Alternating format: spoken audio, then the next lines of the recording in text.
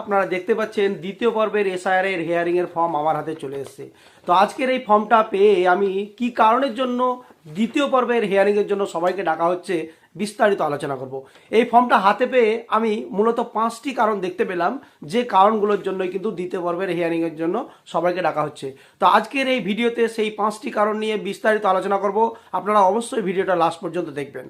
তো যে 5টি কারণের জন্য দ্বিতীয় পর্বের হিয়ারিং ডাকা হচ্ছে, মূলত সেই কারণটি হচ্ছে লজিক্যাল ডিসক্রিপেন্সি, অর্থাৎ মূলত লজিক্যাল ডিসক্রিপেন্সিকে ভিত্তি করেই কিন্তু এই দ্বিতীয় পর্বের হিয়ারিং হতে চলেছে।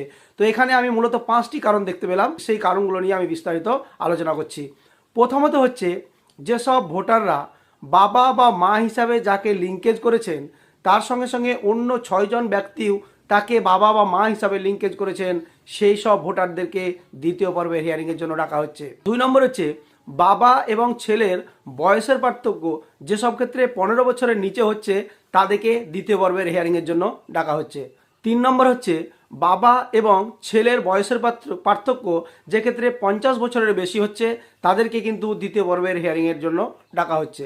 4 নম্বর হচ্ছে, যেসব ক্ষেত্রে যেসব ভোটাররা দাদু বা দিদিমাকে লিঙ্কেজ করেছেন অথচ দাদু এবং দিদিমার সঙ্গে সেই ভোটারের পার্থক্য 40 বছরের নিচে হয়েছে, তাদের কিন্তু দ্বিতীয় পর্বের হিয়ারিংয়ের জন্য ডাকা হচ্ছে।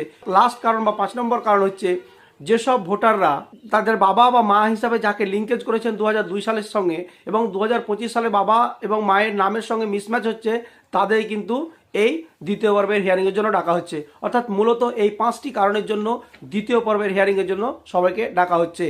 তবে সব থেকে বেশি যে কারণটা আমরা লক্ষ্য করছি বা সে সব থেকে বেশি যে কারণটা দেখতে পাচ্ছি, সেটা হচ্ছে প্রয়োজন হিসাবে 6জন ব্যক্তিকে লিঙ্কেজ করা। অর্থাৎ একজন ভোটার যাকে বাবা বা মা হিসাবে লিঙ্কেজ করেছেন, আরও 6জন ব্যক্তি তাকে বাবা বা মা হিসাবে লিঙ্কেজ করেছেন। এই ধরনের কেসগুলো সব থেকে বেশি দেখা যাচ্ছে, আর এই জন্যই লজিক্যাল ডিসক্রিপেন্সি থেকে এত পরিমাণে হিয়ারিং হচ্ছে দ্বিতীয় পর্বের জন্য। তো আজকে আমার এই শর্ট ভিডিওতে এটাই বলার ছিল। যদি আমার ভিডিওটা ভালো লাগে এবং এই ধরনের আপনারা ইনফরমেশন পেতে চান, তাহলে অবশ্যই লাইক কমেন্ট করবেন এবং অবশ্যই ফলো দিয়ে পাশে থাকবেন। আজকে এই পর্যন্তই, ধন্যবাদ।